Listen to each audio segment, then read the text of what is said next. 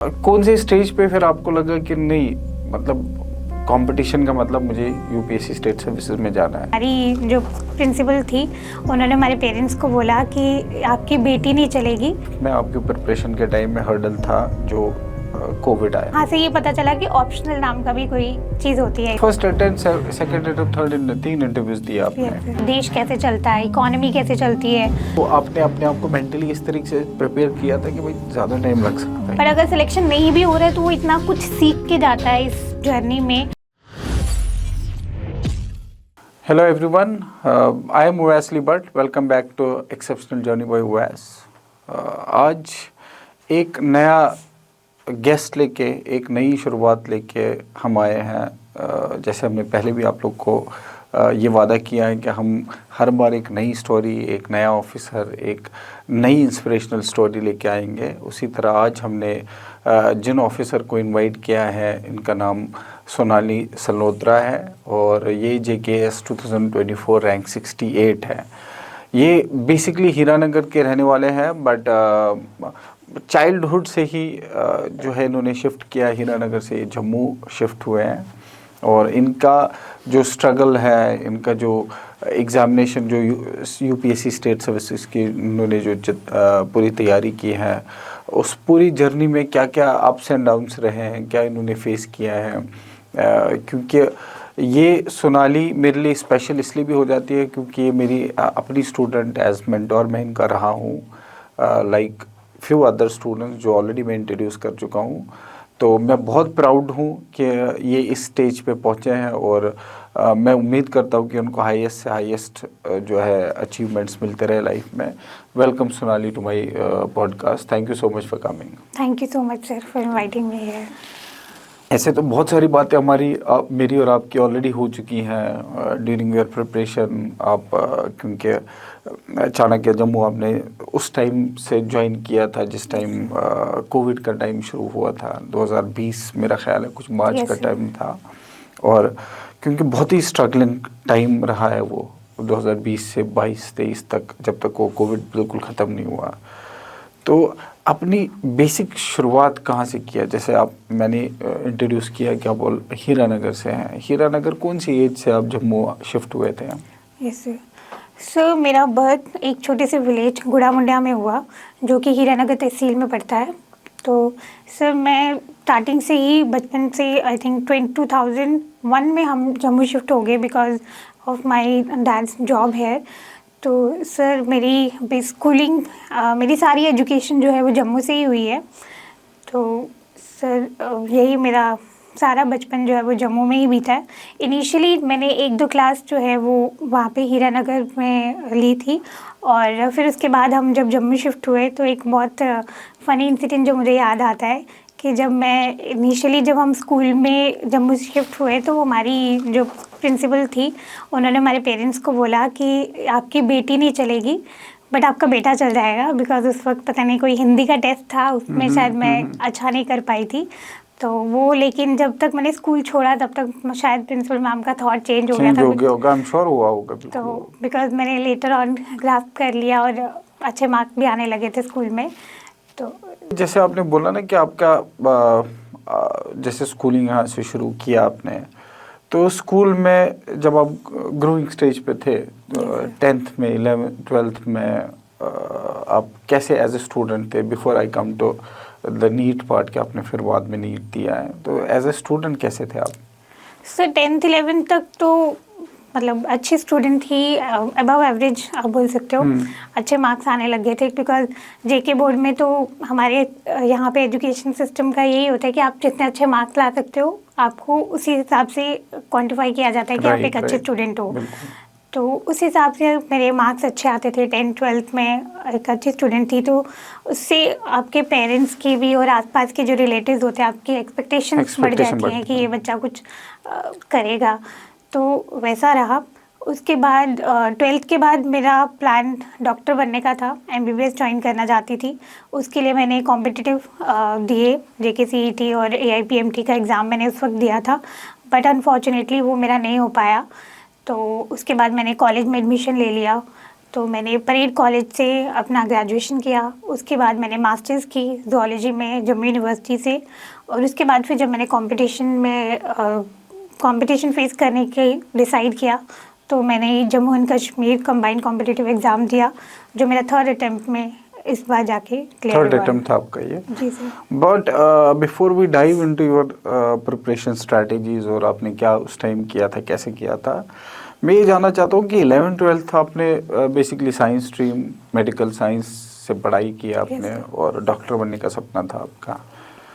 जब आपने एग्ज़ाम दिया उस टाइम नीट था नहीं, उस टाइम AIPMT होता था। हाँ, तो आपने वो एग्ज़ाम नहीं क्वालिफाई किया, मेरा ख्याल है कुछ और BDS वगैरह मिला था आपको। Yes sir. आपने वो नहीं लिया, तो वो डिसअपॉइंटमेंट को कैसे अब्जॉर्ब किया? वो एक तरीके से उस टेंडर एज में कोई एग्ज़ाम पास ना करना, जिसमें आपको ये भी पता था कि आपके पेरेंट्स का, आपके रिलेटिव्स, फैमिलीज़, सारे लोगों का एक्सपेक्टेशन आप पे था कि आप कुछ अच्छा करोगे, तो वो एक शॉक टाइप का था आपके लिए कि नहीं हुआ? Yes sir. क्या किया आपने और उसे ओवरकम कैसे हुआ है? सर जब हम स्कूल में होते हैं तो हमें ऐसा लगता है कि अगर हम 1 साल पढ़ के अच्छे मार्क्स ला पा रहे हैं तो ऐसा लगता है कि आगे क्या ही मुश्किल होगा, तो आगे भी हम ऐसे ही कर लेंगे, कंपटीशन भी ऐसे ही लड़ लेंगे। तो वही थॉट प्रोसेस मेरा भी था कि जैसे स्कूल में अगर 1 साल पढ़ के अच्छे मार्क्स आ रहे हैं तो कंपटीशन ये जो AIPMT या JKCET है तो इसमें कौन सी बड़ी बात होगी, ये भी तो बच्चे ही करते हैं, तो ये भी हम प्रिपेयर करेंगे तो हो जाएगा।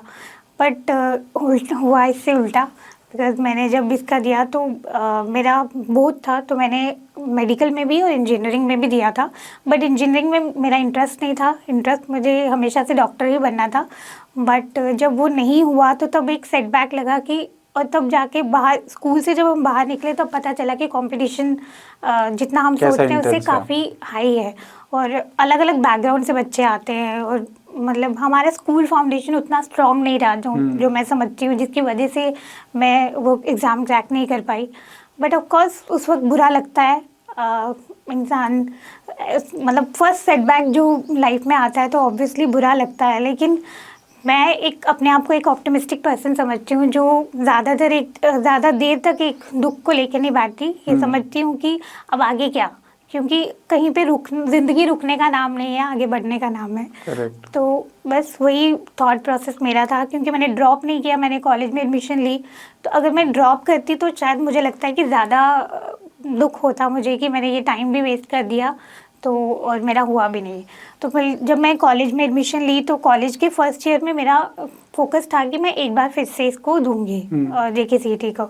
तो अगेन मैंने JKCET दिया, लेकिन इस बार मुझे BDS में मिला। बट उस वक्त ये थॉट प्रोसेस था कि BDS में मैं बहुत लिमिटेड फील्ड में स्टक हो जाऊंगी, तो मतलब वो डाइवर्सिटी नहीं रहेगी, सिर्फ डेंटल तक ही मैं सीमित हो जाऊंगी, तो उस वजह से मैंने वो ऑप्शन ड्रॉप किया। और फिर मैंने सोचा कि अभी मैं सिर्फ अपने एकेडमिक्स पे फोकस करूंगी, और नेक्स्ट जब कंपटीशन जब फेस करना होगा तब की तब सोची जाएगी। और उस वक्त तो सिविल सर्विसेज का कुछ पता भी नहीं होता है, क्योंकि हमारे टाइम पे तो बस मेडिकल और इंजीनियरिंग यही 2 फील्ड ऑप्शंस हमें पता होते हैं। ये तो इनफैक्ट अभी भी है कि आज के दिन में भी अगर आप देखोगे मैक्सिमम पेरेंट्स और बच्चे मैक्सिमम टाइम हर घर में आप देखोगे या तो उनको नीट के लिए बच्चों को प्रिपेयर करवाते हैं या IIT के लिए, इंजीनियरिंग के लिए। अब सिविल सर्विसेज एक ऐसा ऑप्शन है जिस ऑप्शन को 12th के बाद अब लोग लेने लगे हैं, लेकिन मोस्टली पहले ग्रेजुएशन के बाद लेते थे। अब आपने क्योंकि आपका पहला नीट हुआ नहीं था, ये जो नीट का तैयारी, नीट में जाना, मतलब एज अ डॉक्टर बनना, ये आपका खुद का सपना था या पेरेंट्स ने बोला था कि आपको आपके लिए ठीक प्रोफेशन यही है? नहीं सर, सपना तो खुद का ही था, बट मुझे ऐसा लगता है कि उस एज में हम इतने छोटे होते हैं कि हमारे जो सपने हैं वो इसी बेस पे बनते हैं कि हमारे आसपास के लोग हमें क्या बोलते हैं, क्या नहीं। तो मुझे लगता है कि हमारी चॉइसेस हमारे आस सराउंडिंग से डिसाइड होती हैं, तो वो इन्फ्लुएंस बेशक रहा होगा। बट आज भी जब भी मैं किसी डॉक्टर को देखती हूँ तो मुझे लगता है कि ये मेरा फर्स्ट लव था, बट मैं ये नहीं कर पाई। बट आई थिंक डेस्टिनी यहाँ पे लेके आना चाहती थी मुझे, तो इसीलिए। नहीं, आप तो मतलब बड़ी सर्विसेज, हायर सर्विसेज के लिए चले गए। और ऐसा कोई रिग्रेट वाला मुझे तो नहीं लगता कि होना चाहिए। हाँ सर, रिग्रेट नहीं है, बट ऐसा लगता है कि फर्स्ट चॉइस होना चाहिए था। बट ऐसा दिमाग में थ्रू आउट रहा, जैसे आपने 12th के बाद आपने नेक्स्ट ईयर भी फिर BDS मिला, फिर आपने नहीं किया, फिर देन यू परस्यूड ग्रेजुएशन, और फिर आपने मास्टर्स आपने zoology में किया। Yes sir. कौन से स्टेज पे फिर आपको लगा कि नहीं, मतलब कंपटीशन का मतलब मुझे UPSC स्टेट सर्विसेज में जाना है? ये कहाँ से आया दिमाग में और कैसे आपने फिर डिसाइड किया? Yes sir. सर ये जब मैं ग्रेजुएशन कर रही थी तो उसी दौरान जब केस के रिजल्ट्स आते थे या UPSC वाले रिजल्ट्स आते थे, तो पापा जब न्यूज़पेपर में पढ़ते, फ्रंट पेज पे फोटोज़ आती है, डिफरेंट एस्पिरेंट्स की स्टोरीज आती है, तो वो पापा पढ़ते थे। तो वो बैक ऑफ माइंड में था, डिफरेंट एस्पिरेंट्स की स्टोरी सुनाना है कि उसने इस सर्कमस्टांसिस में ये क्रैक किया, बिना कोचिंग के किया, इस बैकग्राउंड से किया। तो वो कहीं ना कहीं दिमाग में था कि ऐसा कुछ होता है। और उस वक्त परसेप्शन यही था कि बहुत डिफ़िकल्ट एग्ज़ाम होता है और बहुत पढ़ना पड़ता है, उसके बाद बहुत एक प्रेस्टिजियस सर्विस मिलती है, सब आपको रिकॉग्नाइज़ करते हैं और बहुत अच्छा मौका मिलता है आपको काम करने का। तो वो दिमाग में था, लेकिन इतना डिटेल में ये पता नहीं था कि कैसे करना है और क्या ये मैं कर सकती हूँ या नहीं। वो चीज़ अभी तक कॉन्फिडेंस नहीं आया था। तो साथ में मुझे जब फर्स्ट ईयर में फिर से मैंने JKCET में फेलियर मिला, तो उसके बाद से मेरा माइंडसेट ये हो गया था कि अभी मैं सिर्फ एकेडमिक्स पे फोकस करती हूँ, जब कंपटीशन लड़ने का टाइम आएगा तो तब की तब देखी जाएगी। और गो विद द फ्लो वाली स्ट्रैटेजी रही तब मेरी। तो कॉलेज में आए तो कॉलेज में पता चला कि जब यूनिवर्सिटी में एंट्रेंस होता है आगे मास्टर्स के लिए, तो बस फिर वहाँ पे जो हमारा फ्रेंड सर्कल था तो उन्होंने ग्रुप स्टडीज़ करते थे, JUET की एंट्रेंस की प्रिपरेशन करी। तो साथ में वहाँ पे कॉलेज में एक हमारी टीचर थे जो हमें बताते थे बीच बीच में कि ये टॉपिक जो है ये मैं KS वाले स्टूडेंट्स को पढ़ाती हूँ, तो ये उनके लिए इम्पॉर्टेंट है। तो वहाँ से ये पता चला कि ऑप्शनल नाम का भी कोई चीज़ होती है इसमें। तो फिर उसके बाद सोचा कि अभी एकेडमिक्स पे फोकस करना है, तो मास्टर अगर करनी है तो क्यों ना इस माइंडसेट से किया जाए कि वो मेरा कल को मेरे ऑप्शनल बन सकता है। तो इसीलिए मैंने इसी सोच से मैंने ज़ूलॉजी ऑप्ट करा MSc के लिए। तो मैंने ज़ूलॉजी में MSc करी।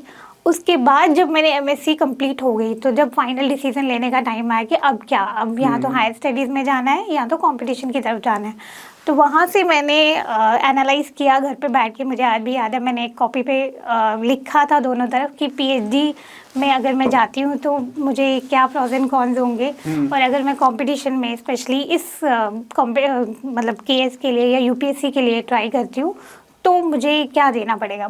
तो उस वक्त मेरा माइंडसेट ये था, मुझे ऐसा लगता था कि अगर मैं JKS के लिए प्रिपेयर करती हूँ तो मतलब 1-1.5 साल लगाऊंगी तो सीधा जॉब मिलेगी, बट PhD के लिए मिनिमम 5 years तो आपको देने पड़ेंगे।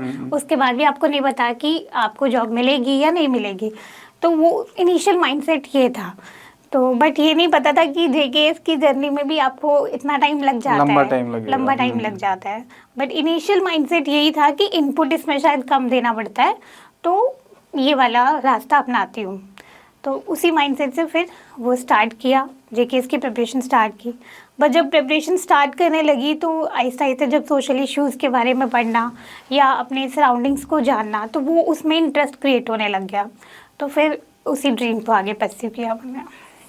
अभी जो, क्योंकि आपने मेरा ख्याल थर्ड अटेम्प्ट में आपने स्टेट सर्विसेज क्वालिफाई किया, फर्स्ट अटेम्प्ट में आपका प्री क्वालिफाई हुआ था? सो फर्स्ट अटेम्प्ट में भी इंटरव्यू दिया था, सेकंड अटेम्प्ट में भी इंटरव्यू दिया था, थर्ड में भी। First attempt, second attempt, third, 3 interviews दिए आपने। आप जैसे पहले अटेम्प्ट में आपने इंटरव्यू स्टेज तक गए, ओवर कॉन्फिडेंट हुए होंगे कि ये तो कोई प्रॉब्लम ही नहीं है। मतलब नॉर्मली मैं अगर देखता हूँ, बहुत सारे बच्चों को देखता हूँ, क्योंकि मैं पहले आपके बारे में बताया कि आप एज स्टूडेंट रहे हो, एज मेंटोर रहा हूँ मैंने और भी बच्चों को देखा कि पहले अटेम्प्ट में इंटरव्यू स्टेज तक जाना एक ओवर कॉन्फिडेंस सा, हल्का सा ओवर कॉन्फिडेंस आ जाता कुछ बच्चों को। ऐसा कुछ हुआ था आपके साथ? तो मुझे नहीं लगता ओवर कॉन्फिडेंस था, बट हाँ ये हो गया था कि मतलब मुझे ऐसा लगता है कि मैं कैमरा शाय पर्सन हूँ, इंट्रोवर्ट हूँ, तो मुझे इंटरव्यू में थोड़ी सी दिक्कत हुई थी फर्स्ट अटेम्प्ट में। अगर मेरा इंटरव्यू अच्छा जाता तो शायद फर्स्ट अटेम्प्ट में हो जाता, क्योंकि मुझे ऐसा लगता है मैंने तीनों अटेम्प्ट में सबसे ज़्यादा मेहनत जो है वो फर्स्ट अटेम्प्ट में ही की होगी, बिकॉज माइंड फ्रेश होता है, कोई प्रेशर नहीं होता है, और आप इनिशियली जब नई नई चीज़ें पढ़ते हो तो वो आपके माइंड में ज़्यादा अच्छे से जाती हैं। तो उस वक्त one stage at a time लेके मैं चलती थी। जैसे प्री हुआ तो प्री क्लियर हुआ, तो फिर उसके बाद मैंने मेंस की मेहनत अच्छे से की, मेंस की टेस्ट सीरीज दी, वो दिया। बट फिर इंटरव्यू में जब पहुंचे तो तब लगा कि शायद अगर एक गो में ऐसा हो रहा है तो शायद इंटरव्यू भी हो जाएगा। But I don't think so कि ये वो ओवर कॉन्फिडेंस था, बट शायद मुझे लगता है कि मतलब प्रिपरेशन उतनी अच्छी नहीं करी थी इंटरव्यू के लिए, और अगर इंटरव्यू के लिए प्रिपरेशन और अच्छे से करती कितने मार्क्स थे आपके इंटरव्यू में उस टाइम? फिर उस टाइम पे 155 मार्क्स। कितने होने चाहिए थे लिस्ट में आने के लिए? सर अगर मेरे 165 के आसपास होते, 165 15 नंबर से तो 10-15 नंबर से। Yes sir. जो क्योंकि आप तीनों स्टेजेस, मतलब 3 बार आपने JKS लिखा, तीनों बार आप इंटरव्यू स्टेज तक पहुंचे हैं। सिर्फ मुझे, क्योंकि आपने बोला कि आप एक ऑप्टिमिस्टिक इंसान हैं, आप बिलीव करते हैं कि लाइफ जो है चलती रहनी चाहिए, रुकनी नहीं चाहिए। एक जो मुझे दिखता है कि आपके लाइफ में आपके प्रिपरेशन के टाइम में हर्डल था जो कोविड आया। यस। आपने कोचिंग ज्वाइन की, ऑन एंड ऑफ रही। हम पीछे ये भी बात कर रहे थे कि किस तरह आपका प्रिपरेशन चला। वो बहुत आसान टाइम था नहीं, स्पेशली उन बच्चों के लिए जो उस टाइम के कॉम्पिटिटिव एग्जाम्स की प्रिपरेशन कर रहे हैं। I have seen lot of things जो बच्चा कर सकता था, डिजर्विंग बच्चा था, कर सकता था, अच्छा वो था उसका एप्टीट्यूड, वो नहीं कर पाया। एक तो वो एक हर्डल था आपके टाइम में। दूसरा हर्डल ये था कि आप ऑलरेडी प्री, मेंस और इंटरव्यू, ऐसे 3 स्टेजेस आपने क्रॉस किए, बार बार रिपीटेडली आपके साथ हुआ। तो कहीं कोई किसी पॉइंट पे ऐसा नहीं लगा कि यार ये तो मतलब ज़्यादती हो रही है, नाइंसाफ़ी है कि क्यों ऐसा हो रहा है, और आप यू सैड एंड क्राइड, या जो भी आपका प्रोटेस्ट करने का तरीका था, कोई ऐसे मोमेंट्स आए इस बीच में आपके? Yes sir. सर जैसे कि आपने पहले बोला कि कोविड टाइम था उस टाइम पे, तो मुझे लगता है कि फर्स्ट स्टेज में ना होने का एक रीज़न ये भी था कि बिकॉज ऑफ कोविड बैड वो मेरी जर्नी स्मूथ नहीं रही। जो मुझे इनिशियल गाइडेंस मिलनी चाहिए थी कि मेरी स्ट्रैटेजी और अच्छी हो सकती थी, तो वो शायद नहीं हो पाई। मेरी स्ट्रैटेजी नहीं हो पाई। मैं जैसा जैसा टाइम आता गया मैं वैसे वैसे बढ़ती गई। अगर मैंने इनिशियली ही एक फुल प्रूफ स्ट्रैटेजी बनाई होती कि मुझे इस स्टेज के लिए ऐसे करना है, सेकेंड स्टेज के लिए ऐसे करना है, तो शायद मैं फर्स्ट अटेम्प्ट में हो सकता था। ऐसा मुझे अब लगता है। तो वो एक रीज़न रहा, बिकॉज ऑन एंड ऑफ हो गया कोविड की वजह से। बाकी दूसरा क्वेश्चन जैसे आपने पूछा कि इनिशियली फिर से स्टार्ट करना वो बहुत मुश्किल रहता है, तो ऑफ कोर्स वो मुश्किल होता है, बिकॉज आपको 3 स्टेजेस क्रैक करके इतना लंबा टाइम आपको फेस करने के बाद फिर से वहीं से स्टार्ट करना है जहाँ से आप जीरो से स्टार्ट करना। तो वो बहुत मुश्किल टाइम होता है। लेकिन मैंने अपने आप को उस फेज से ऐसे रिकवर किया कि कुछ टाइम अपने आप को दिया कि ठीक है अब नहीं हुआ तो अब कुछ कर नहीं सकते ज़्यादा विलाप के अलावा, और कुछ कर नहीं सकते। तो लेकिन फिर अपने आप को एक रेस्टिंग पीरियड दिया और ये एनालाइज़ किया कि मैंने कहाँ पे गलती की है और मुझे नेक्स्ट टाइम इसमें क्या बेटर कर सकती हूँ। तो वो चीज़ मैंने अपनी नेक्स्ट टाइम की स्ट्रैटेजी में चेंजेस लाई, और वो इसी हिसाब से मैंने फिर अपनी 2 अटेम्प्ट्स ली थी। आपका सबसे ज़्यादा क्लोज या एक स्ट्रेंथ के तौर पर ये पूरी जर्नी में कौन साथ चला है? सो पेरेंट्स का सपोर्ट सबसे ज़्यादा रहा। अब पहला अटेम्प्ट जब आपने दिया, प्री हो गया, मेंस हो गया, इनकी भी या आपके पेरेंट्स की, फैमिली की, रिलेटिव्स की, सबकी होप्स हाई हो गई होगी उस time, particularly in first attempt, और फिर सिलेक्शन में आप देखते हो लिस्ट में आप हो ही नहीं। वो कैसे डील किया आपने? क्योंकि एक तो एक्सपेक्टेशन फर्स्ट टाइम की थी, आप भी बहुत यंग, बहुत छोटे थे, खुद की एक्सपेक्टेशन, और फिर उसके बाद आपका जब कि आई एम श्योर कि आप होपफुल होंगे उस टाइम कि आपका अभी लिस्ट में नाम आ जाएगा। yes, आपका नहीं आया। वो थोड़ा सा आप सिचुएशन बताएं कि उसको हैंडल कैसे उस टाइम किया, और किसने बोला आपको कि आप लिस्ट में नहीं हो? सर रिज़ल्ट आई थिंक रात को आया था उस दिन। तो मैंने रिज़ल्ट तो अगले दिन देखा था मॉर्निंग में ब्रश करते टाइम पे। तो जब मैंने देखा कि लिस्ट में नाम नहीं है तो ऑब्वियसली डिसअपॉइंटमेंट होता है, बुरा लगता है, बहुत रोई भी थी मैं। बट उस वक्त जो मेरे पेरेंट्स हैं, मम्मा पापा, उन्होंने ही मुझे मोटिवेट किया कि ठीक है, अगर नहीं हुआ फर्स्ट अटेम्प्ट में तो कोई बात नहीं, नेक्स्ट टाइम में होगा। बहुत सारे लोग फर्स्ट अटेम्प्ट में, बहुत रेयर लोगों का होता है ऐसा। उस वक्त उन्होंने मुझे मोटिवेट करने के लिए बोला कि नहीं, फिर से शुरू करना है, वरना तो वो सारी जो मेहनत है वो वेस्ट जाएगी। तो बस वही उनका हमेशा बार बार सपोर्ट रहना और मुझ में सेल्फ बिलीव करना कि नहीं, तू कर सकती है। तो उस वजह से मुझे भी एक अंदर से मोटिवेशन आती थी कि नहीं, करना है, इनकी एक्सपेक्टेशंस को पे खरे उतरना है। तो बस उसी चीज़ को लेके मैंने फिर से स्टार्ट किया। मुश्किल होता है दोबारा से स्टार्ट करना, बहुत मुश्किल होता है, कहना और करने में बहुत फ़र्क होता है। लेकिन उस वक्त आपके पास कोई ऑप्शन नहीं होता, बिकॉज आपने एक ड्रीम डिसाइड किया, आपने एक गोल सेट किया है, और बार बार जब आप उस गोल की तरफ देखते हो, अपने आसपास के लोगों का अपने ऊपर बिलीफ देखते हो, तो उसके बाद आपके पीछे मुड़ने का कोई ऑप्शन नहीं होता। तो आई थिंक वही चीज़ मुझे मोटिवेट की और मैंने किया। और जब इस साल आपका रिजल्ट, आपका रैंक 68 आया, जैसे कैसे आपने रिजल्ट देखा और फिर शेयर कैसे किया पेरेंट्स के साथ? क्या मोमेंट था वो? बार बार रिजल्ट देख के वो एक डर भी लग जाता है कि शायद कहीं पिछले जैसे पहले हुआ वैसा, तीसरी बार आप रिजल्ट देख रहे थे। तो वही अब क्योंकि पिछले दो अटेम्प्ट से ये पता चल गया था कि जिस दिन इंटरव्यूज खत्म होते हैं उसी दिन रिजल्ट आता है। तो जब इंटरव्यूज़ ख़त्म हो गए तो पहले शाम तक वेट किया कि शायद अभी रिज़ल्ट आएगा, बट फिर नहीं आया। रिज़ल्ट काफ़ी लेट आया था, रात को आई थिंक 12 बजे के करीब आया था। तो बट मैं सो गई थी। मैंने सोचा अब जो भी होगा अब सुबह देखेंगे, अब रात की नींद क्यों ख़राब करनी है।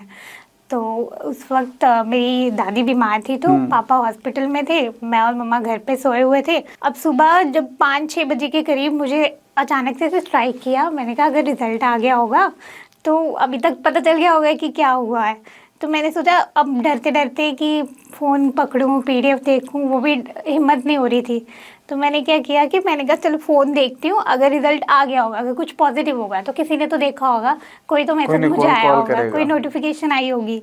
तो मैंने डरते डरते ऑन किया फ़ोन, तो देखा तो व्हाट्सएप पे बहुत सारी नोटिफिकेशन मैसेजेस आए हुए हैं कि कंग्रेचुलेशन। सबसे पहले मैंने पीडीएफ देखी, उनके मैसेज का रिप्लाई नहीं किया, सबसे पहले पीडीएफ पे खुद अपना नाम देखा। फिर जब नाम देखा तो फिर फटाफट मम्मा को उठाया, दादू को बताया, फिर पापा को फ़ोन किया, पापा हॉस्पिटल में थे, वहाँ से आए। और लकीली उसी दिन भाई भी घर पे आ रहा था क्योंकि अगले दिन दिवाली थी। तो भाई ट्रेन में था, तो मैंने उसको कॉल किया कि उठाते हैं इसको।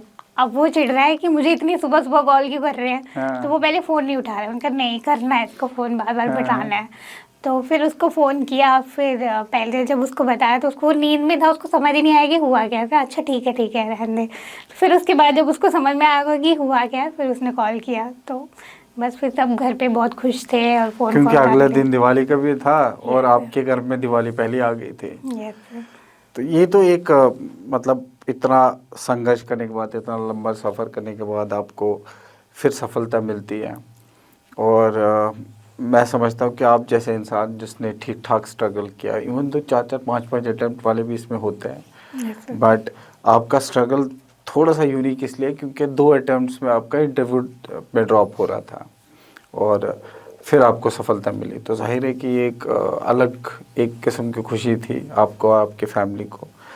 बट जब आपका जो ये प्रिपरेशन चल रहा था, इस प्रिपरेशन में जब आपने स्टार्ट किया, इस बीच में अप्स एंड डाउन्स रहे होंगे क्योंकि बहुत टाइम आपने इस पढ़ाई को दिया है। जो मैं पूछ इसलिए रहा हूँ क्योंकि इसमें बहुत सारे बच्चे होते हैं कि जो ये जर्नी को समझते हैं कि 1 साल में ख़त्म हो जाएगी। ज़रूरी नहीं है, ना हो भी सकते हैं 1 साल में, 2 साल भी लग सकते हैं, 3 साल भी लग सकते हैं। जब आपने स्टार्ट किया तो आपने अपने आप को मेंटली इस तरीके से प्रिपेयर किया था कि भाई ज़्यादा टाइम लग सकता है, या उस टाइम बिल्कुल आइडिया नहीं था आपको? तो इनिशियली जब मैं एनालाइज कर रही थी कि मुझे पीएचडी करनी है या ये करना है, तो तब तो लगा था कि 1-1.5 साल में हो जाएगा। पर फिर जब फर्स्ट सेटबैक मिला और जब आप इस प्रिपरेशन में आते हो, आप बाकियों को भी देखते हो और बाकी एस्पिरेंट्स की स्टोरीज और डिटेल में जानते हो, तो तब आपको पता चल जाता है कि ज़रूरी नहीं है कि फर्स्ट अटेम्प्ट में ही हो जाएगा। तो वो एक अंदर से बिलीव भी आ जाता है और ये भी लगने लगता है कि यार इतनी मेहनत की, अगर मैं यहीं पे छोड़ दूंगा तो वो सारी मेहनत वेस्ट हो जाएगी।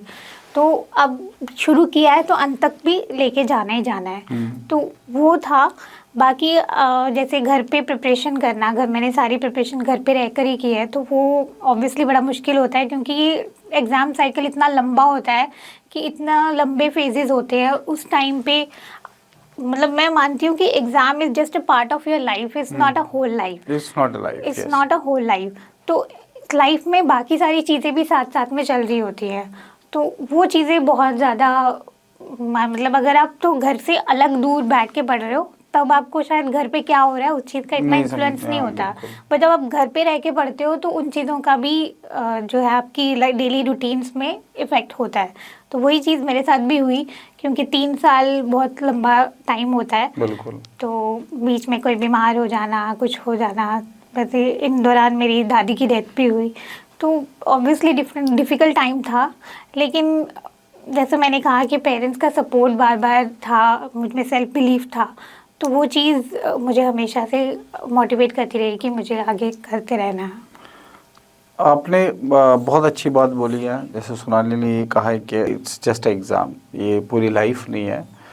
तो वो सारे बच्चे जो हमें सुन रहे होते हैं, जो हमें फॉलो करते हैं, उनको उनके लिए तो ज़रूर हम मैसेज देंगे कि इसको एग्ज़ एग्ज़ाम एज जॉब की तरह ही लेना है। इट इज़ नॉट किसी का सिलेक्शन होता है वेल एंड गुड, किसी का सिलेक्शन एक अटेम्प्ट में नहीं होता। It is not end of the life.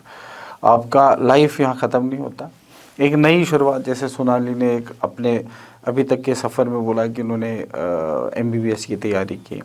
बहुत सारे बच्चे MBBS की तैयारी करते हैं, बहुत सारे बच्चे सिलेक्ट होते हैं, बहुत सारे बच्चे सिलेक्ट नहीं होते हैं। जो सिलेक्ट होते हैं उनकी वो अपनी मेहनत से होते हैं, उन्होंने ज़्यादा मेहनत दूसरों से की हुई होती है। अब होता यह है कि जो सिलेक्ट नहीं होते हैं वो डिजेक्टेड फील करते हैं, वो इसको एंड मानते हैं। वो हरगिज़ नहीं करना, वो बिल्कुल गलत है। बल्कि जैसे सोनाली ने बाउंस बैक किया, एक मेंटल स्ट्रेंथ इंसान को बनानी चाहिए। जैसे आपने बोला है कि आप ने हमेशा एज ऑप्टिमिस्टिक अप्रोच से अपनी लाइफ को देखा है। सेटबैक्स हुए हैं, उन सेटबैक्स पे वापस उठे हैं और बेहतर करने की कोशिश किया है। तो मतलब लाइफ यही है कि आपको लाइफ में ऐसा कभी भी नहीं होगा कि आपको सेटबैक्स नहीं होंगे। आपको लाइफ में सेटबैक्स मिलते रहेंगे, वो चाहे एग्ज़ामिनेशन पॉइंट ऑफ व्यू से हो, वो चाहे आपका लाइफ में इन जनरल कोई मैरिज को लेके हो, कोई बिजनेस को लेके हो, आ सकते हैं। बट किसी भी सूरत में आपको सेटबैक मिलता है, इसका मतलब ये नहीं है it is end of life. आपको वापस उठना है। जैसे सोनाली के अभी तक के सफ़र में हमें समझ में आया है कि किस तरह इन्होंने स्ट्रेंथन किया अपने माइंड को, किस तरह ये बाउंस बैक हुए हर एग्ज़ाम के बाद। जैसे कहने सुनने में बहुत इजी लग रहा होगा कि प्रीलिम्स, मेंस और इंटरव्यू में ड्रॉप होना, हम सारे लोग इसको सोच के वो पेन इनका महसूस नहीं कर सकते जो इन्होंने उस टाइम किया होगा। We can not feel that pain. But वो पेन के बावजूद इन्होंने कैसे अपने एग्ज़ाम को दोबारा से ज़ीरो से स्क्रैच से शुरू किया और फिर then next attempt, that also didn't do well and then next attempt, और फाइनली सोनाली ने स्टेट सर्विसेज क्वालिफाई किया विद रैंक 60। मतलब एक अपने आप में एक इंस्पिरेशन है जो आपने अभी तक स्टूडेंट को बोला है या पेरेंट्स को बोला है। मतलब आपके माध्यम से तो आप के जैसे पेरेंट्स ने आपको अनकंडीशनल सपोर्ट किया है। बहुत जगह पे मैं देखता हूँ कि पेरेंट्स को बहुत हद तक तो करते हैं, अब चाहते हैं कि बच्चा अच्छा करे, बट सारे पेरेंट्स नहीं करते हैं। पेरेंट्स को भी चाहिए कि वो अनकंडीशनल सपोर्ट करे, पास या फेल होते रहता है, बट उनको बाउंस बैक, जैसे आपको उसी टाइम अगर आपकी फैमिली ने थोड़ा बहुत भी डिस्करेज किया होता है, result would have been different. तो कितना ज़रूरी है इसमें कि पेरेंट्स को आपको सपोर्ट करते रहना चाहिए। आपका ये जितना भी मतलब जर्नी रहा है, इस जर्नी में आपको ऐसे कौन सी चीज़ें जो अपने आप में आपने बढ़ाई है, मतलब अपने आप में डेवलप की हैं, कौन कौन सी ऐसी स्ट्रेंथ्स, कौन कौन सी ऐसे डिसिप्लिन्स आपने बनाए अपने आप में जो इस पर्टिकुलर एग्ज़ाम को क्रैक करने में आपको हेल्प किया अपार्ट फ्रॉम स्टडीज़? तो जब हम इस एग्ज़ाम की स्टडी करते हैं तो बहुत सारे, एक तो आप सोशली अवेयर होते हो कि आपके आसपास क्या चल रहा है। बीइंग अ साइंस ग्रेजुएट हमारा जो जनरल स्टडीज़ पे ध्यान इतना ज़्यादा नहीं जाता है, हम लोग बस अपने साइंस के सब्जेक्ट्स पे ही सीमित रहते हैं। तो जब इसकी एग्ज़ाम की प्रिपरेशन स्टार्ट की तो जो पता चलता है कि आपकी देश कैसे चलता है, इकोनॉमी कैसे चलती है, आपकी ज्योग्राफी क्या है, आपके सोशल इश्यूज़ क्या हैं, तो वो सोशल इश्यूज़ को समझ के आपके अंदर एक एम्पैथेटिक वैल्यू जो है वो डेवलप होती है। फॉर एग्जांपल जैसे मैनुअल स्कैवेंजिंग के बारे में पढ़ना हो गया, SC/ST एट्रोसिटीज़ के बारे में पढ़ना हो गया, तो वो जब चीज़ें आप डिटेल में जानने लगते हो, आप रोज़ का न्यूज़पेपर पढ़ते हो, रोज़ के न्यूज़पेपर में हज़ारों इंसिडेंट्स ऐसे होते हैं, तो आपके अंदर एक एम्पैथेटिक वैल्यू डेवलप होती है। दूसरा एक रिस्पॉन्सिवनेस फील आती है, जैसे कि जैसे आप कैसे कंट्रीब्यूट कर सकते हो सोसाइटी के मैटर में। तो मैं ये नहीं कह रही हूँ कि वो सिर्फ एग्ज़ाम से ही डेवलप हो सकती है, बट ये मेरे अंदर ये एक एवोल्यूशन आया जो मैंने देखा कि जो मैं 2020 से पहले अब जो सोनाली थी और जो आज की सोनाली है उसमें काफ़ी डिफरेंस होगा। वो इस प्रिपरेशन के से प्रिपरेशन हुआ के है। दौरान, यस सर। सो बिकॉज कि इतना डाइवर्स नॉलेज ही आपको देता है, इतना डाइवर्स मतलब अलग अलग फील्ड से आपको जानकारी मिलती है कि देश दुनिया में क्या हो रहा है, कैसे सोसाइटी चलती है। हम बहुत सारी चीज़ों को इग्नोर कर लेते हैं, या हम ये देखते हैं कि हम जैसे हमारी फैमिली है वैसे ही पूरी सोसाइटी चलती होगी, वैसे ही पूरा देश चलता होगा। बट जब हम बाकी बाहर जाके चीज़ों को पढ़ते हैं, एनालाइज करते हैं, तो तब हमें पता लगता है कि डिफरेंट डिफरेंट प्रकार के लोग हैं, अलग अलग बैकग्राउंड से लोग हैं और अलग अलग चीज़ें उन्होंने फेस की है। तो वो एक सोर्स ऑफ इंस्पिरेशन भी बनता है और आपको एक रिस्पॉन्सिबल सिटीज़न भी बनाता है, एम्पैथी डेवलप करवाता है, आप डेवलप करता है आपके अंदर। तो देखने का नज़रिया जो है वो बदल जाता है आपका। जो आपने प्रिपरेशन का टाइम, जैसे आपने 20 में प्रिपरेशन स्टार्ट की और अभी तक जो आपने प्रिपरेशन का टाइम दिया फिर देन सेलेक्टेड, तो इसमें मतलब मैं हमेशा अपने स्टूडेंट्स को ये बोलता हूँ कि ये पढ़ाई मैं अगर आपको जॉब लगती है तो that is icing on the cake. मतलब आप नॉर्मली इस पढ़ाई को अगर बेहतर तरीके से दिल से पढ़ोगे तो आप अच्छा इंसान बनोगे, आप अवेयर इंसान बनोगे, आपके पास नॉलेज होगी। मुझे नहीं लगता कि किसी भी फील्ड में आप रुक सकते हो, फिर आप किसी भी फील्ड में अच्छा कर सकते हो। मतलब अपने आप को इस नॉलेज से एम्पावर करता है। आप अग्री करते हो इस चीज़ से? जैसे यस सर, बिल्कुल सर। सर मुझे भी यही लगता है कि अगर कोई इस एग्ज़ाम की प्रिपरेशन करता है तो उसका कुछ वेस्ट नहीं हो रहा है। मतलब अगर उसका सिलेक्शन हो रहा है तो वो तो वेल एंड गुड है, पर अगर सिलेक्शन नहीं भी हो रहा है तो वो इतना कुछ सीख के जाता है इस जर्नी में, और वो एक डिफरेंट पर्सन के रूप में इवॉल्व होता है, एक बेटर सिटीज़न बनता है। तो वो चीज़ बहुत अच्छी है, जो मुझे लगता है कि हमारा जो स्कूल एजुकेशन सिस्टम है वो थोड़ा सा इस तरह से चेंज होना चाहिए कि उसमें हमें जैक ऑफ ऑल्स बनना है। हमें कुछ किसी एक चीज़ में स्पेशलाइज नहीं, बट एटलीस्ट पता होना चाहिए कि हमारा देश कैसे चलता है, हमारी सराउंडिंग्स क्या है। वो चीज़ें हमारे स्कूल सिस्टम्स में ही इन्वॉल्व होनी चाहिए। उससे हम आगे कंपटीशन में भी हमें हेल्प होगा। बट हमारा अभी तक जो एजुकेशन सिस्टम है वो इस ऐसा चीज़ नहीं पे है, फोकस नहीं अनफॉर्चुनेटली करता है। वो उतना डेवलप नहीं है कि वो सारी चीज़ें कवर होती। Yes, sir. I also agree with you कि एजुकेशन सिस्टम में कहीं ना कहीं ऐसी चीज़ें हैं कि जो ये सारी चीज़ें कवर हो जानी चाहिए थे। मैं तो समझता हूँ कि जो हम यूपीएससी की तैयारी, स्टेट सर्विसेज की तैयारी कराते हैं, वो जनरली हर बच्चे की तैयारी होनी चाहिए। बिल्कुल सर। और फिर सारे बच्चे कंपटीशन में नहीं भी जाए तब भी ये कंपलसरीली ये पढ़ाई होती, और ताकि 360 डिग्री एक बच्चा तैयार होता, हर फील्ड में तैयार होता, और जिस भी फील्ड में उसको जाना है वो ऑलरेडी उसके लिए प्रिपेयर्ड होता। ये मैं भी मानता हूँ। अब क्योंकि हम थोड़ा सा आगे बढ़ता है, जैसा आपका प्रिपरेशन का टाइम चला और आपने 1 अटैम्प्ट, 2 अटैम्प्ट, 3 अटैम्प्ट दिया, 3 अटैम्प्ट, 2 अटैम्प्ट में आपका इंटरव्यू नहीं हुआ, तो कहीं ना कहीं ऐसा तो माइंड में तो नहीं आया कि आप अनलकी कोई चीज़ हो रही है, मतलब लक नहीं साथ दे रहा है? ऐसा कभी आया दिमाग में?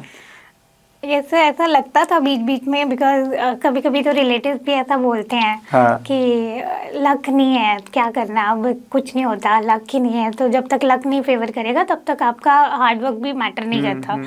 और कहीं ना कहीं मुझे लगता है कि ऐसा होता भी है कि हार्ड वर्क प्लस लक होता है। मतलब ऐसा नहीं है कि सिर्फ लक ही मैटर करता है, बट जब तक आप हार्ड वर्क नहीं करोगे तब तक लक का कोई वो नहीं, रोल नहीं साथ, रहता। हाँ बिल्कुल। बट अगर 90% हार्ड वर्क है तो 10% लक भी होता है। तो ऐसा मुझे लगता है बिकॉज ऐसे ऑफ किन किन एग्जाम, इस एग्जाम के प्रोसेस में कभी ऐसा लगा कि भाई यहाँ तो मैं थोड़ा लकी रही, नहीं तो ये रह जाती मैं, या यहाँ मैं एक लक फैक्टर और होता ना मेरे साथ तो मैं I could have clear this?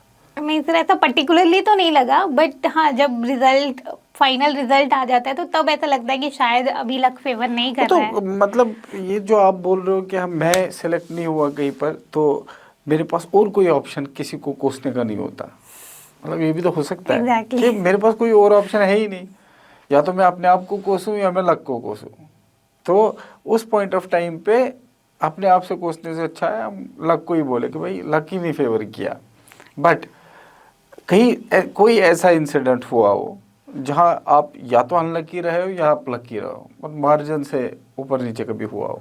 तो जैसे सेकेंड अटेम्प्ट की बात करूँ तो मेरा जो फर्स्ट अटेम्प्ट का रिजल्ट आया था तो 20 जनवरी को रिजल्ट आया था, और 25 जनवरी को मेरी फ्रेंड की शादी थी, मेरी स्कूल फ्रेंड की शादी थी। तो और फरवरी में हमारे फिर से मेंस के एग्ज़ाम थे। तो पहले तो टाइम पीरियड पूरा इसी में रहा कि अभी इंटरव्यू हुए हैं तो इंटरव्यू का रिजल्ट आएगा, तो वो एक एक्सपेक्टेशन भी थी शायद हो जाए, शायद हो जाए। तो फर्स्ट टाइम था तो अभी इतना पता भी नहीं था कि कैसे चेकिंग होती है, कैसे एनालिसिस होता है। तो वो पहले टाइम थोड़ा सा वेस्ट कर दिया आंसर राइटिंग के लिए। तो उसके बाद फिर फ्रेंड की शादी आ गई, अब वो भी अटेंड करनी है because I am a social person. तो वो था कि फ्रेंड की शादी में टाइम वेस्ट कर दिया, साथ में ये भी था कि अभी 20th को रिजल्ट आया है तो डिमोटिवेटेड फील करता है बंदा कि नहीं हुआ फर्स्ट अटेम्प्ट में, तो वैसे भी मुझे टाइम तो चाहिए, ब्रेक तो चाहिए ही चाहिए, तो क्यों ना वो शादी अटेंड कर लेती हूँ। तो वो टाइम भी हो जाएगा और अपने आप को टाइम भी मिल जाएगा फिर से वो करने के लिए। और फिर जब शादी ख़त्म हुई, 26 जनवरी को शादी ख़त्म हुई और फरवरी में मेंस के एग्ज़ाम थे। अब मेरे पास बहुत कम टाइम था, उस टाइम पे मैंने कोई टेस्ट सीरीज़ ज्वाइन नहीं की थी। पहले मैं आंसर राइटिंग करती थी घर पे ही, बट फिर उसके बाद मुझे डेंगू हो गया और फैमिली में भी कुछ इश्यूज़ हो गए तो वो आंसर राइटिंग प्रैक्टिस भी छूट गई थी। तो अब मेरे पास सिर्फ 10 के 15 डेज थे वो रिवाइज करने के लिए सारा।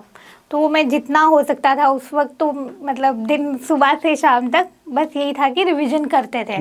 लेकिन अब टाइम ही इतना लिमिटेड था और जो टाइम मैंने वेस्ट कर दिया उसको तो वापस नहीं ला सकते थे। तो उस वक्त तो मुझे बिल्कुल, पहले तो मेरा मन ही नहीं था कि मैं मेंस दूँ, लेकिन सबने मुझे फिर यही बोला कि वैसे भी अटेम्प्ट वेस्ट होगा ही होगा, अब तो दे ही क्योंकि दो। अब दे ही दो। तो फिर सोचा कि जब जो टाइम है उसको बेस्ट यूटिलाइज करती हूँ, तो वो यूटिलाइज किया और मेंस का एग्ज़ाम भी हुआ। तो अब ये था कि अब थोड़े दिन में पढ़ के दिया है, रिवाइज करके दिया है, तो बच्चों ने इतनी इतनी तैयारी की होती है, नहीं होगा मेरा मेन, बट लकीली वो मेंस क्वालिफाई हो गया। तो वो मुझे लगता है वो मार्जिन से ही हुआ। अगर वहाँ पे, क्योंकि सेकेंड टाइम मैंने इंटरव्यू की प्रिपरेशन अच्छी की थी, तो अगर उस वक्त मेरे मेंस में मार्क्स अच्छे होते, मैंने टेस्ट सीरीज ज्वाइन की होती और उस वक्त वैकेंसीज भी ज़्यादा थी, तो शायद 220 220 थी, थी। हाँ। बट वही फिर शायद लक फैक्टर मैटर करता है कि मैंने 75 में होना था, 30 में नहीं हाँ होना था। मतलब वो दैट इज डेस्टिनी कि आपका किस जगह कब पे किस होना था। टाइम पे होना है। बट उसमें मतलब इस प्रोसेस में हम of course I also believe कि समहाउ आपको प्रीलिम्स में थोड़ा सा, अब मान लो बच्चा जो बोलता है नॉर्मली ऐसा होता है कि प्रीलिम्स का एग्ज़ाम दिया और अच्छा खासा करंट पढ़ के गया, करंट आ गया प्रीलिम्स में, Yes, sir. वो लकी वो तो लक का रोल वहाँ पे दैट रहता इज है। लक का रोल। आपने कोई कहीं से कोई टेस्ट सीरीज दे दी, आपने कोई मतलब कुछ एक आधा क्वालिफाइड स्टूडेंट ने यहाँ ये भी बोला है कि अरिहंत की कोई बुक थी, शायद स्पर्श ने बोला था कि क्लास में जा रहा था, मैं एग्ज़ाम देने जा रहा था तो कोई लड़की आई, उन्होंने बोला कि मैं बुक्स गाड़ी में रख दो आपके। मैं बोला ठीक है, उसने वो बुक रखी, मैंने वो बुक उठाई और उसमें मैंने केस स्टडी, पेपर 4 का एग्ज़ाम था, कुछ केस स्टडी पढ़ी उसने 1 या 2, और जब वो एग्ज़ाम देने गया तो एग्जैक्टली सेम Exactly चीज़ वही। आई थी वो। तो that is called luck here. Yes, sir. वो ही ऑल्सो सेड कि मैं फर्मली बिलीव करता हूँ कि यहाँ मेरा लक साथ दे गया। तो ये of course, but without hard work आपका लक कहीं पर आपको दूर दूर तक दिखाई नहीं देगा। तो जहाँ आप हार्ड वर्क करते हो वहाँ आपको लक साथ साथ चलेगा। अब क्योंकि ये जर्नी नॉर्मली वैसे भी थोड़ी चैलेंजिंग रहती है, यूपीएससी हो, स्टेट सर्विसेज हो, बड़ी सर्विसेज हैं, बड़ा कंपटीशन होता है। एक तो चैलेंजिंग रहता है ये इसका प्रोसेस। दूसरा ये है कि बीइंग ए गर्ल ऑल्सो, क्या आपने कोई ऐसा चैलेंज लगा आपको कि being a girl also it is slightly more challenging for me? होता ही होता है फैमिलीज में प्रेशर, आप बड़े हो या छोटे हो या बीच वाले आप बच्चे हो, ऐसा कोई ना कोई प्रेशर कोई ना कोई दे ही देता है। और लड़कियों के लिए तो ख़ास तौर से, जो कि मैं अगेन एडवाइस करूँगा पेरेंट्स को कि लड़का हो या लड़की हो, अगर इस तरह के बड़े एग्ज़ाम्स की प्रिपरेशन कर रहे हैं तो लेट देम डू इट, उनको बहुत फ्रीली, क्योंकि एक तो इतने बड़े एग्ज़ाम्स के लिए वैसे ही डर से आगे नहीं बढ़ता इंसान, और जब बढ़ता है तो फिर आप प्रेशर क्रिएट कर देते हो। आप प्रेशर क्रिएट करोगे तो वो बच्चा पास कैसे होगा? तो आपके साथ ऐसा कोई प्रेशर क्रिएट हुआ इस बीच में? सर लकीली मेरे पेरेंट्स ऐसे नहीं थे, मेरे पेरेंट्स ने मुझे पूरी तरह से सपोर्ट किया। बट मुझे ऐसा लगता है कि अगर एक दो अटेम्प्ट में और नहीं होता तो कहीं ना कहीं वो पॉइंट कभी ना कभी आ जाता है कि शायद अब एज भी हो रही है तो शादी भी करनी है, तो वो चीज़ रहती है। बट इनिशियली उनका भी यही था कि पहले ये करियर में सेटल हो जाए अच्छे से, तो उसके बाद शादी वादी का देखेंगे। तो बाकी मेरे पेरेंट्स का तो मेरी तरफ से पूरा सपोर्ट रहा है, तो मुझे तो ये चीज़ फेस नहीं करनी पड़ी। बट हाँ, बहुत सारी ऐसी लड़कियां होती हैं जिनके पेरेंट्स का सपोर्ट नहीं होता है, बिकॉज ये एग्ज़ाम ही इतना डिमांडिंग है, इतना टाइम इसमें लग जाता है, ऊपर से इसमें जो बार बार डिले होना, बार बार पोस्टपोन होना एग्ज़ाम, तो that is also creating a hurdle, और टाइम साइकिल जो है वो और लंबा हो जाता है। अब तो आप फिर भी ये मैं समझता हूँ कि जैसे जम्मू कश्मीर का स्टेट बोर्ड है जो पीएससी हमारा, 2019 से तो इतना स्ट्रीमलाइन हो गया। चलो महीने 2 महीने 3 महीने के आगे पीछे की जो डिलेज होता है वो तो होते ही होता है, बट फिर भी हर साल एक कॉम्प्लीमेंट के हकदार है बोर्ड के, हर साल की वैकेंसीज भी आ रही है, टाइमली भी हो रहा है, ऑलमोस्ट टाइमली हो रहा है, एग्ज़ाम्स भी हो रहे हैं, और फिर रिज़ल्ट भी आगे पीछे 5 दिन 10 दिन आगे पीछे हो सकता है, but then they are giving it. Most of the states में तो अभी भी वो लैग करते हैं, लेकिन जम्मू कश्मीर जैसे स्टेट में 2019 से तो ये कंटिन्यूसली हो ही रहा है एग्ज़ाम। तो उस वजह से एक तो एस्पिरेंट को, एक जैसे आपने 20 में शुरू किया, 20 का आपका अगर ये अनलकी था कि आपके टेन्योर में जो है कोविड आया, ये लकी रहा है कि 19 से ये कंटिन्यूसली भी एग्ज़ाम हुए हैं। नहीं तो 14 में एक एग्ज़ाम हुआ, 19 में एक एग्ज़ाम हुआ, अगर 5 साल का गैप होता तो 2 स्टूडेंट्स वो अपने आप को अनलकी कहते होंगे कि भाई काश इस एरा में हम होते, इस एग्ज़ाम में को दे रहे होते। तो पीएससी को भी हम थैंक यू बोलते हैं कि आप लगातार कर रहे हो, और उम्मीद ये भी कर रहे हैं लोग कि इस साल भी जो है सीट्स सितंबर से पहले दोबारा आएगी। अब आपका जो प्रिपरेशन का टाइम था, जैसे आपने प्रिपरेशन स्टार्ट की, आपने कोचिंग ली, क्यों आपने सोचा कि आपको कोचिंग लेनी चाहिए? लोग तो सेल्फ स्टडी से भी पढ़ते हैं। यस सर, मैंने उस वक्त इस माइंडसेट से कोचिंग ली थी क्योंकि मुझे इस एग्ज़ाम के बारे में कुछ आइडिया नहीं था कि क्या करना है क्या नहीं, कोई गाइडेंस देने वाला नहीं था कि कैसा एग्ज़ाम होता है, क्या एग्ज़ाम पैटर्न होता है। तो मैंने इसके बारे में खुद भी कुछ रिसर्च नहीं किया था, जो मुझे लगता है कि मेरी गलती थी। मुझे पहले, मैं आगे भी एस्पिरेंट्स को यही कहना चाहूँगी कि जब भी कोई इस एग्ज़ाम की प्रिपरेशन स्टार्ट करने का सोचता है तो सबसे पहले अपने लेवल पे इसका रिसर्च करना बहुत ज़रूरी है। इसका सिलेबस देखो, इसके PYQs देखो, इसका क्या एग्ज़ाम पैटर्न है, वो चीज़ देखना बहुत ज़रूरी है। उसके बाद आप स्ट्रैटेजी बनाओ, और आपको अगर लगता है कि आपको कोचिंग ज्वाइन करनी चाहिए, किसी की गाइडेंस चाहिए, तो फिर आपको करनी चाहिए। बट मैंने ऐसा किया कि मैं सीधा कोचिंग ज्वाइन करने चली गई, और मुझे लगा कि वो बताएंगे जैसे जैसे पढ़ना है तो मैं वैसे वैसे करती जाऊंगी और फिर हो ही जाएगा। क्योंकि उससे पहले मैंने नेट का एग्ज़ाम दिया था, तो वहाँ पे मैंने यही स्ट्रैटेजी अपनाई थी कि मैंने कोचिंग ज्वाइन करी थी, और वो जैसे जैसे पढ़ाते थे और वैसे वैसे करते थे, और फर्स्ट अटेम्प्ट में अच्छे से नेट हो गया। तो वही मुझे लगा कि यहाँ पे भी हो जाएगा। बट वही बात है कि मैं अनलकी रही कि कोविड उस टाइम पे आ गया। और जो मुझे आई रिमेम्बर कि आपका मेरा ख्याल है फेब के बैच में ज्वाइन किया था आपने, फेब के बैच में, और मार्च में फिर कोविड आ गया। हम पीछे बात कर रहे थे कि वो मनीष सर का जो है ज्योग्राफी पढ़ाया Geography आपको, मनविंदर सर ने आपको इकोनॉमी पढ़ाया, उन्होंने पॉलिटी पढ़ाया, क्या नाम था, वीरेंद्र सर, वीरेंद्र सर ने।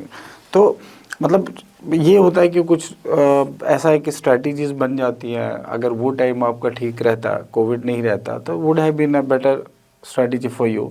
मे बी एक ऐसा पुश मिल जाता आपको कोचिंग से कि तुरंत आपका अगले साल में मतलब जो आपके 10 नंबर, 15 नंबर, 20 नंबर वो कोचिंग से आपको, या हो सकता है आपको बहुत ज़्यादा नंबर मिल जाते और आप रैंक 1 भी आ सकते थे।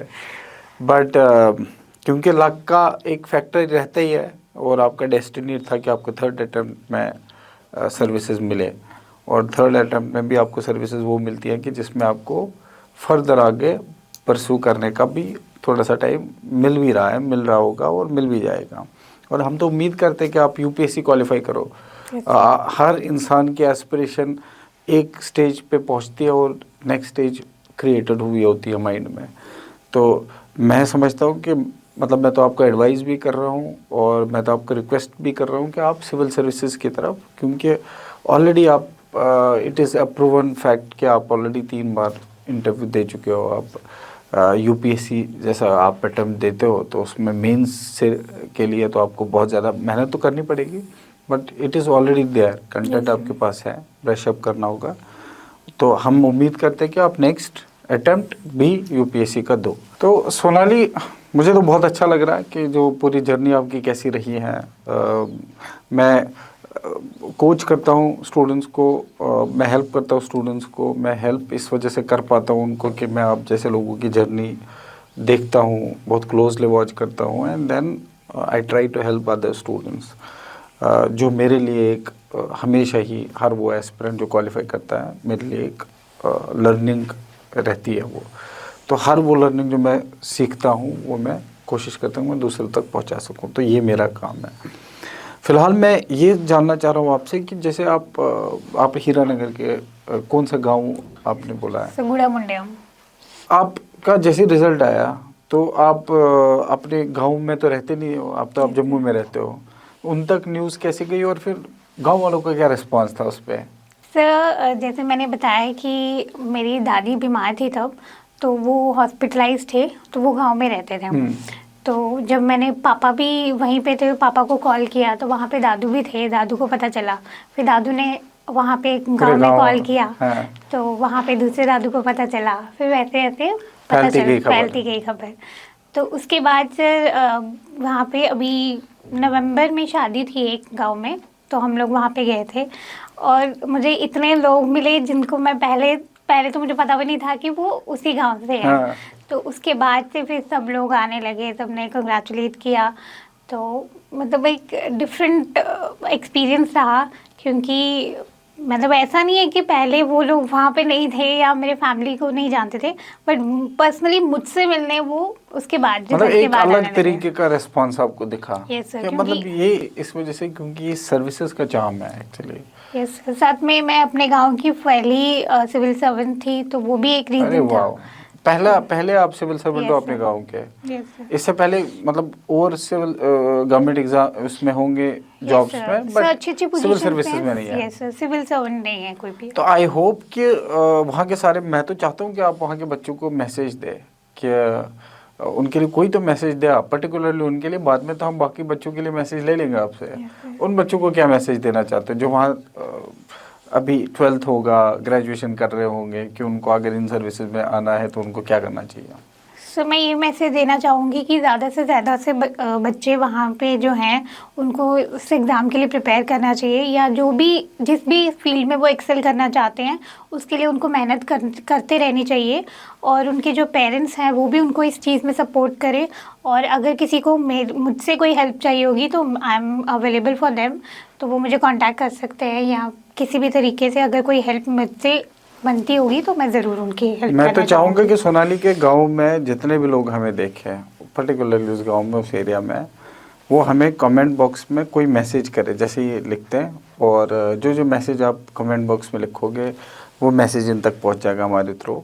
It is not easy for her also कि सारे लोगों के टच में एकदम से उस हिसाब से आए, लेकिन जो कमेंट बॉक्स में आएंगे हम ज़रूर इन तक आपके मैसेजेस पहुंचाएंगे। और ये एक इंस्पिरेशन है, ये सिर्फ उस गांव के लिए नहीं है, ये पूरे हीरानगर के लिए, ये पूरे डिस्ट्रिक्ट के लिए, ये पूरे रीजन के लिए हमारे लिए एक इंस्पिरेशन है कि इतने सारे हर्डल्स, इतने सारे चैलेंजेस फेस करने के बाद आप बने रहो, देन क्रैक दी सर्विसेज और ग्रेसफुली वो भी आप आगे बढ़ते हो लाइफ में। तो मैं तो इनको कंग्रेचुलेशन दोबारा करूँगा कि इन्होंने इतना सारा स्ट्रेंथ दिखाया, इतना करेज दिखाया इस एग्ज़ाम को क्लियर करने में। तो हम अब थोड़ा टाइम आपसे लेंगे कि जिसमें हम ये जानना चाहेंगे कि जैसे सिविल सर्विसेज की तैयारी आपने की है, क्या रूटीन रहा था आपका? मतलब एक यूजुअल डे जिस दिन अच्छा पढ़ाई आपका होता था, उस दिन का रूटीन क्या था पूरे दिन का आपका? सो मेरा रूटीन जो है वो डिपेंड करता था कि एग्ज़ाम के किस फेज़ में मैं हूँ। जैसे अगर नॉर्मल फेज़ है, एग्ज़ाम अभी दूर है, तो उस टाइम पे मैं डे टाइम पे पढ़ती थी। और जैसे इनिशियली जब मैंने कोचिंग ली थी तो मैं कोचिंग में जो सब्जेक्ट चल रहे होते थे उन्हीं को रिवाइज़ करती थी। और उसके साथ में पहले एनसीईआरटीज़ रीड करी। उसके बाद जब एनसीईआरटीज़ मेरी कंप्लीट हो गई, बेसिक क्लियर हो गए, तो फिर न्यूज़पेपर में जो पढ़ना वो इश्यूज समझ में आने लगे। तो डेली रूटीन यही होता था कि वही क्लासेस को रिवीजन करना और न्यूज़पेपर्स का रीड करना, और जब वो करंट इश्यूज बिल्डअप हो जाता था तो फिर उसके कोई नोट्स बना लेना। और फिर जब एग्ज़ाम बिल्कुल पास में आता है, फॉर एग्जांपल प्री बिल्कुल पास में है, तो फिर उसके हिसाब से उसके प्री ओरिएंटेड एक स्टडी रहती थी, एमसीक्यू सॉल्व करना, टेस्ट सीरीज़ देना, तो वो वैसा रहता था। और जब बिल्कुल मेंस पास में आए तो फिर मेंस ओरिएंटेड और फिर ऐसा रहता था, फिर 10-12 घंटे भी देने पड़ते थे मेंस के टाइम पे। बट अगर ऐसा कहो कि मैं हर दिन 10-12 घंटे पढ़ी तो वैसा पॉसिबल नहीं है, वो सब किसी के लिए भी पॉसिबल नहीं है। तो वो डिपेंड करता है कि आप एग्जाम की किस फेज में हो, उस हिसाब से मेरा जो डेली शेड्यूल होता था वो डिपेंड करता था। आंसर राइटिंग आप खूब करते थे? यस सर, करते थे। बट डेली का टेस्ट पेपर्स लिखना? सर डेली तो नहीं होता था, मतलब जब मेंस की सिर्फ मेंस की ही प्रिपरेशन करती थी, तो मेंस की टेस्ट सीरीज़ मैंने ज्वाइन करी थी, तो वो उसके लिए मैं टेस्ट लिखती थी पूरा। और जो घर पे मेंस के दौरान जो मेरे घर पे शेड्यूल ये रहता था कि 1-2 आंसर कोशिश करने के डेली लिखने, अगर डेली नहीं हो सकता तो 1-2 दिन छोड़ के वो लिखना ही लिखना है। बाकी जो टेस्ट देती थी वो मेरा ये रहता था कि जो भी टेस्ट सीरीज़ मैंने ज्वाइन किया उनका जो शेड्यूल है मैं उसके साथ मैच करूँ। अगर मैं उनका शेड्यूल बिगाड़ूंगी तो फिर वो एक लीनियंसी आ जाती है और एक डिसिप्लिन मेंटेन करना मुश्किल हो जाता है। तो वो मेरा शेड्यूल। जो कोचिंग क्लासेस आपने चाणक्य से ली हैं, वो जो ऑनलाइन या ऑफलाइन, हेल्प हुआ उससे आपको? यस सर, डेफिनेटली हेल्प हुआ। एक लॉकडाउन की वजह से एक प्लस पॉइंट ये रहा कि ऑनलाइन मुझे बहुत अच्छे टीचर्स मिले जो शायद जम्मू सेंटर में ऐसे नहीं आ पाते। तो फॉर एग्जांपल अब तो वो सारे आ रहे हैं, पहले मनविंदर सर नहीं आ रहे थे। उस टाइम की मैं बात कर रही हूँ। बिल्कुल। तो मनविंदर सर बहुत अच्छा पढ़ाते थे, और आंसर राइटिंग की इनिशियल जो टिप्स या बोलो कि स्टार्ट मैंने कहाँ से किया तो वो वहीं से किया था, मनविंदर सर की क्लासेस से ही। तो वो इनिशियली हमें डेली एक आंसर लिखने के लिए देते थे और फिर वो चेक भी करते थे। तो फिर थोड़े दिन हमारी जब आदत बनने लगी फिर उन्होंने चेक करना छोड़ दिया ताकि अब ये बच्चे ट्रैक पे आ गए हैं। तो वो बहुत हेल्पफुल रहा मुझे इन आंसर। तो उस टाइम तो हम मतलब लकी अनलकी सब कुछ मिक्स था वो टाइम, क्योंकि जब लॉकडाउन लगा था तो मैं ऑनलाइन कोचिंग का ज़्यादा इतना कॉन्सेप्ट था नहीं, और हम भी यहाँ इतना ज़्यादा प्लेटफॉर्म्स हमारे पास क्रिएटेड थे बट उनका यूज़ ज़्यादा था नहीं। तो जब वो लॉकडाउन लगा उसके बाद LMS एक जो आप लोग के हमने शेयर किया था, तो इमिडिएटली हमने पूरा सिस्टम LMS पे डाल दिया, सारी क्लासेस आपको LMS पे डाल दी हमने। तो that was an experience for us also, very challenging for us. Somehow we could manage that कि आप लोग को जो जितना पहुंचा सकते थे पहुंचाने की कोशिश की उस time. But hats off to the students like you जिन्होंने उसको बखूबी उसको इस्तेमाल किया। बहुत सारे थे आपके क्लास में आगे पीछे, कुछ बच्चों ने नहीं उसका फ़ायदा उठा पाए और कुछ बच्चों का बहुत अच्छा फ़ायदा हुआ। जैसे रितिका भी थी, सेम ही टाइम की थी, ज़ूलॉजी उसका भी सब्जेक्ट था, तो सेम टाइम का उसका भी क्लास चल रहा था। तो काफ़ी सारे बच्चे मुझे मिले जो क्वालिफाइड है उस टाइम के, और इतना चैलेंजिंग होने के बावजूद भी आप लोगों ने वो सफ़र तय किया और यहाँ तक पहुँचे हैं। Many congratulations. आपसे आपने जोलॉजी एज ऑप्शनल लिया है। Yes, sir. किस बेस पे आपने जोलॉजी ऑप्शनल चूज किया है? सर क्योंकि मेरा ग्रेजुएशन बैकग्राउंड वही था, मैंने मास्टर्स जूलॉजी में करी थी, इसी सोच से मैंने जूलॉजी ऑप्शनल रखा कि मुझे बिल्कुल स्क्रैच से स्टार्ट नहीं करना पड़ेगा। मेरा एक बैकग्राउंड है उसमें, तो सिलेबस देखा, काफ़ी सारा अलाइन करता था वो ग्रेजुएशन और पोस्ट ग्रेजुएशन के सब्जेक्ट के साथ, तो इसी सोच से मैंने ग्रेजुएशन रखा। और साथ में मेरा ये भी था कि जूलॉजी रखने के पीछे रीज़न कि साइंस सब्जेक्ट जो होते हैं उसमें ऑब्जेक्टिव चेकिंग होती है, जबकि जो आर्ट्स सब्जेक्ट्स होते हैं उनको पढ़ना ईजी होता है, वो कॉन्सेप्ट बहुत मतलब एक लेमैन लैंग्वेज वाला होता है, लेकिन उसमें मार्क्स लेना उतना ही डिफिकल्ट है इस सेंस में कि मतलब वो सब्जेक्टिव एनालिसिस आ जाता है। जो चेक कर रहा है उसकी सोच कुछ और होगी, जो लिख रहा है उसकी सोच कुछ और होगी, तो वो एक अलग अलग परसेप्शन होता है। लेकिन साइंस में ऐसा है कि एक कॉन्सेप्ट है वो सबके लिए सेम है। Correct. तो अगर आपने वो सही लिखा है तो आपको मार्क्स मिलेंगे। तो वो मेरा ऑप्शनल रखने के पीछे सोच थी। इतना सारा टाइम हमने आपका लिया है और इतनी सारी बातें की है, मेरे लिए एनरिचिंग सा एक्सपीरियंस है। You are an inspiration for all of us, for all those students who are preparing for civil services, who really want to get into the services, जो प्रिपेयर करना चाहते हैं।